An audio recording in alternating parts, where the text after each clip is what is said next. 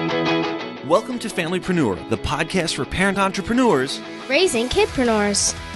It's time for your weekly dose of inspiration and actionable tips to build your business and find better balance, all while strengthening your family. And now we'd like to introduce your host.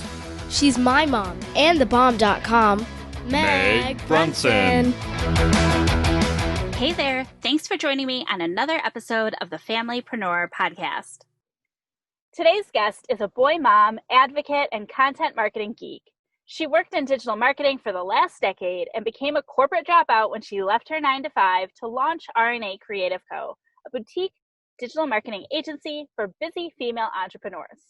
She's also the host of the Mama Build Your Empire podcast, which is dedicated to mom bosses who are growing their businesses while raising their kids with special needs.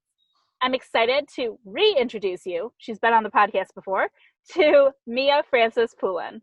Hey, Mia, thanks for coming back again.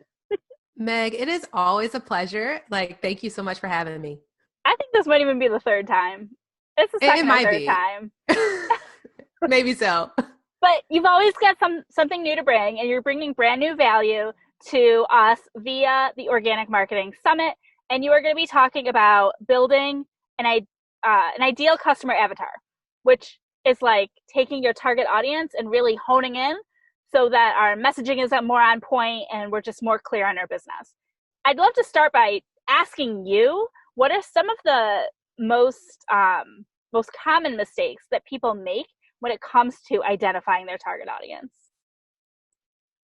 So it would be actually not doing the work of actually spending time crafting that ICA. Actually, I've been in businesses both large and small, and they all have this common problem of, well, we know who our ideal client is. We have that information in our brain. We know who we're looking to target.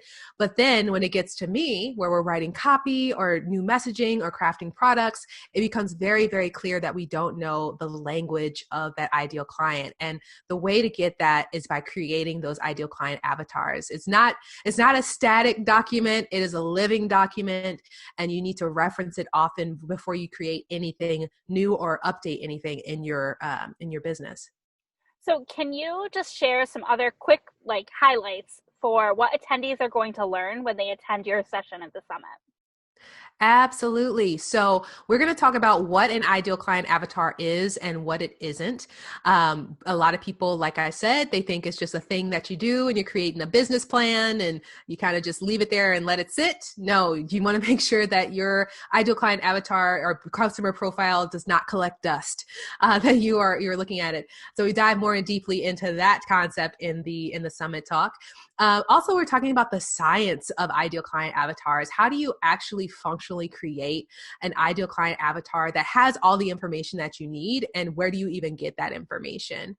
And then we talk about how to leverage your ICA in your messaging and in your marketing so that it actually has utility. And again, it's not just something that you have on the shelf to say that you did it. And I love that you go into the science of it, because it can feel very fluffy if you don't. If you don't know what you're doing and you're just making up this fictional person and there's not that scientific piece behind it, it's not as effective, and you won't even feel as good about it. So I love that you touched on that. Absolutely. And that's why I feel like ICA talks and PDFs and all that stuff get a bad rap, because they feel a little like loosey-goosey, right? But it's actually such a powerful tool in your business. And so that's why I'm super excited to give this talk at the summit. Yes. Well, as somebody who has participated with a similar talk from you in the past, I specifically asked you to deliver a variation of that talk because I really appreciated it in my own business. So I know that this is going to be hugely helpful for our audience. Now, at the summit, we are focused on developing a marketing plan. That is the common thread that just weaves through every single presentation. Can you share your experience with the importance of having a plan for business success? Oh man, it's absolutely critical, because a lot of entrepreneurs, especially when we're starting out, we end up doing what I call spaghetti noodling your business. You kind of just throw a bunch of stuff at the wall and see what sticks and results in clients. But I know for a fact, both with myself and with clients who look to scale, right? They get those few clients and they get the ball rolling and they're looking to bring on help or to expand services.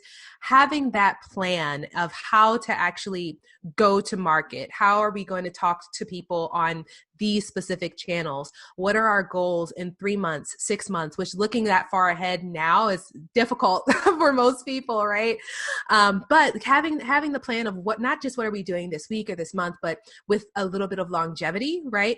That is having that plan and having that laid out so that all the pieces fit together. That's absolutely critical for the health and growth of your business. And I think just to add on that, I think when you have a plan, even in a time, I don't think there's been a time in our lives or anybody who's going to be here's lives where things have been as uncertain as they are now. So I think having a plan makes it easier to pivot when you need to pivot because you can see what you had planned and then you can adjust all those plans to kind of work with that pivot. Yep, absolutely. Absolutely. Like if it's easier to change, just as you said, it's easier to change and shift when you have a thorough knowledge of the full lay of the land of what you're working with. What are your resources? What are your assets? What are you actually working with here? Yes. Well, you have so much more value to contribute. This was definitely an exercise that all business owners and entrepreneurs need to go through, whether they are brand new in business or whether they've been around the block a few times. So I encourage you all to attend the Organic Marketing Summit to make sure that you attend Mia's session. The summit is happening November 9th through 13th. And over the course of that 1 week, attendees will be building their 2021 marketing plan alongside over 20 industry-leading experts who are invested in your success. And it's not even just a marketing plan. This is something that we've custom put together. It includes like little bits of a business plan, little bits of a marketing plan, and little bits of a content planner. This is really comprehensive plan that will guide you through 2021 and help make it the most profitable year yet. Tickets are completely free, so there are no excuses. Head over to organicmarketingsummit.com right now and reserve your ticket today. You want to do it now because something is going to happen. The kid is about to bust in. Somebody needs another snack. So do it now before you forget. Mia, thank you so much for taking the time to not only present at the summit, but also to join me for this interview today. Thank you so much, Meg. For the people who can't see me, I'm doing a little shimmy right now. I'm so excited. It's like that Michael Jordan gif. Yep. That's my favorite one. We look forward to seeing you at this summit. Grab your tickets today, and I'll talk to you soon. Bye. Bye. Head over to organicmarketingsummit.com and grab your free ticket to the Organic Marketing Summit today. It's happening November 9th through 13th, and you definitely don't want to miss it. Bye for now.